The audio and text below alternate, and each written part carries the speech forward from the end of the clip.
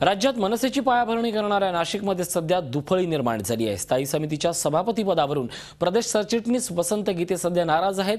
भाजपला दिलेला शब्द टाळून मनसेच्या राहुल ढिकले यांना सभापती केल्यानं पक्षात सरळ दोन गट पडलेत।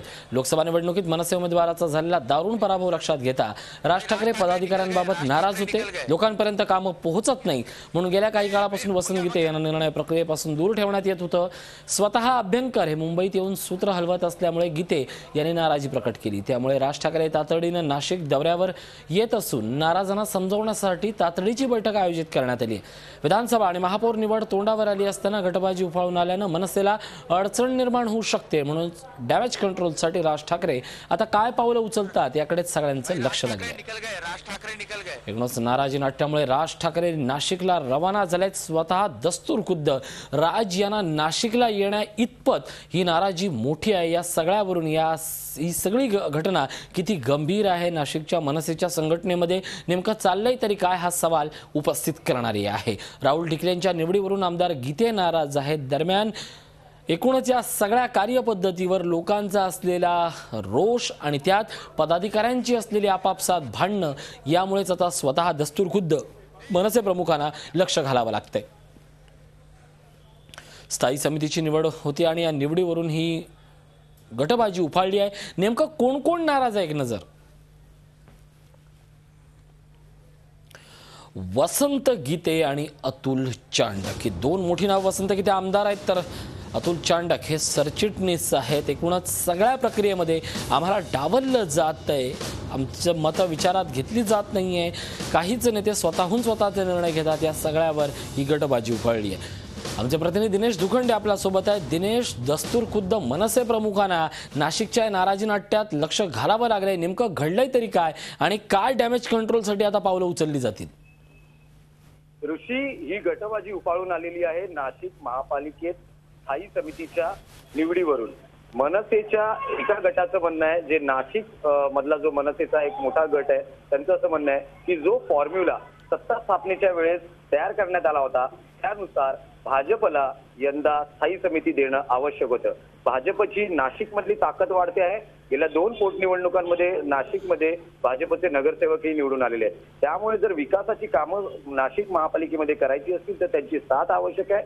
अशा वेळेस त्यांना दुखवून चालणार नाही, त्यांना सोबत आपल्याला घ्यावंच लागेल। मात्र हा फॉर्म्युला मुंबईतल्या काही पदाधिकाऱ्यांनी किंवा मनसेच्या वरिष्ठ नेत्यांनी डावलला आणि राहुल ढिकले यांची पुन्हा स्थायी समितीवर निवड करण्यात आली आणि यामध्येच खटके उडालेले आहेत। आणि वसंत गीते जे मनसेचे वरिष्ठ नेते आहेत आणि आमदार आहेत, या संपूर्ण निवडीच्या प्रक्रियेत नाराज झालेले आहेत। गेल्या काही दिवसात ते मनसेच्या वरिष्ठ नेत्यांच्या स्वतः राज ठाकरे यांच्याही संपर्कात नसल्याची माहिती मिळते आहे।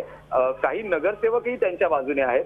ही जर संपूर्ण प्रक्रिया, ही नाराजी जर थांबवायची असेल तर राज ठाकरे यांना या संपूर्ण प्रकरणात लक्ष घालणं आवश्यक होतं। राज ठाकरे हे नाशिकला पोहोचणार असल्याचं सांगण्यात येत आहे। बैठकही नाशिकच्या नगरसेवकांची, वरिष्ठ पदाधिकाऱ्यांची होणार असते। आपण पाहतोय आपल्या सोबत दिनेश दुखंडे होते की काय नेमकं घडतंय नाशिकच्या मनसे कार्यकारिणीमध्ये, कारण गेल्या काही दिवसापासून विशेषतः नाशिक महापालिका ही मोठ्या विश्वासानं मनसेकडे दिल्यानंतर अगोदर लोकांचा रोष, नंतर पदाधिकाऱ्यांचं होत असलेलं कामाकडे दुर्लक्ष, नेत्यांचं होत असलेलं दुर्लक्ष आणि या सगळ्याची पक्षप्रमुखांनी घेतलेली दखल, अशा एक गोष्टीवर डॅमेज कंट्रोल होत असताना लोकसभा निवडणुकीतला पराभव देखील हा जिव्हारी लागला होता आणि या सगळ्याच्या पार्श्वभूमीवर ही वेगवेगळी नाराजी नाट्य समोर येत आहेत। आमचे प्रतिनिधी योगेश खरे देखील आपल्या सोबत जोडले जात आहेत थेट नाशिकहून। योगेश, काय सांगाल, नाशिकमध्ये मनसेमध्ये आजची जी गटबाजी आहे हा उभा महाराष्ट्र पाहतोय, नेमकं काय घडलंय?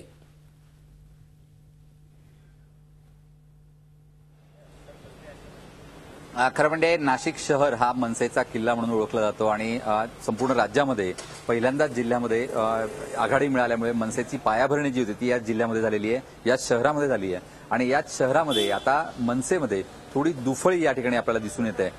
सुरुवात झाली आहे खरं म्हणजे लोकसभा निवडणुकीपासूनच. लोकसभा निवडणुकीमध्ये सुद्धा जे काही निकाल आले होते त्या निकालानंतर मनसेची पिछेहाट होते लोकप्रियतेमध्ये, हे दिसून आलेलं होतं. मतदारही नाराज आहेत मनसेच्या कामाबद्दल असंही दिसून आलं होतं. त्यामुळे राज ठाकरे यांनी वसंत गीते यांना निर्णय प्रक्रियेतून बाजूला ठेवलं होतं आणि मुंबईतले अभ्यंकर या ठिकाणी येऊन स्वतः सूत्र हातात त्यांनी घेतलेली होती. त्यामुळे एकूण जी परिस्थिती होती या ठिकाणी जे काही नंतरच्या सगळ्या हालचाली झाल्या ह्या सगळ्या अभ्यंकर यांनी हँडल केल्यात आणि वसंत गीते यामुळे नाराज होते. नुकतंच झालेल्या सभापती निवडणुकी स्थायी समितीच्या सभापती पदाच्या निवडणुकीमध्ये राहुल ढिकले यांना या ठिकाणी निवड करण्यात आली. खरं म्हणजे यावेळी स्थायी समितीसाठी भाजपची वेळ होती आणि भाजपला हे पद मिळावं असं मनसेच्या वसंत गीते यांना वाटत होतं. त्यामुळे प्रदेश सरचिटणीस असलेले वसंत गीते हे नाराज झालेले आहेत आणि त्यांना असं वाटतं की पुढची जी वाटचाल आहे, पुढची महापौर पदाची निवडणूक आहे, विधानसभा निवडणूक आहे, या पार्श्वभूमीवर भाजप शिवसेना या पक्षांबरोबर समझोता राहणं हे महत्वाचं आहे आणि त्यामुळे एकूणच त्यांची नाराजी या ठिकाणी दिसून येते.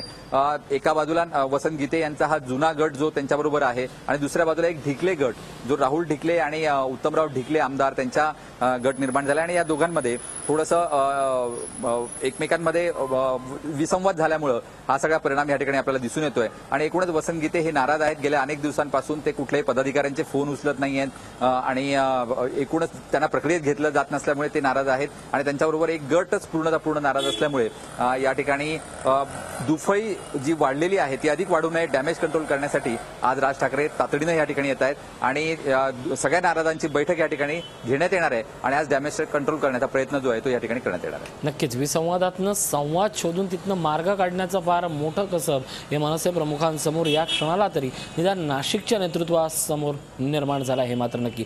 धन्यवाद योगेश खरे आमच्याशी बोलल्याबद्दल. आपल्यासोबत दिनेश दुखंडे होते, त्यांचेही आभार.